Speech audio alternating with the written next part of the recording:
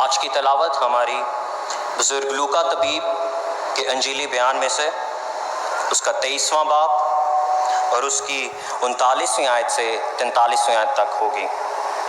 خدا کے زندہ پاک کلام میں یوں مرقوم ہے،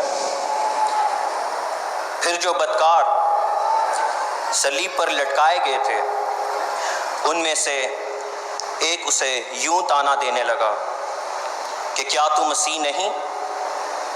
تو اپنے آپ کو اور ہم کو بچا۔ مگر دوسرے نے اسے جھڑک کر جواب دیا،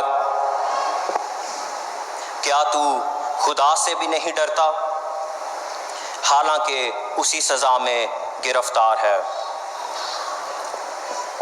ہماری سزا تو واجبی ہے کیونکہ اپنے کاموں کا بدلہ پا رہے ہیں، لیکن اس نے کوئی بیجا کام نہیں کیا۔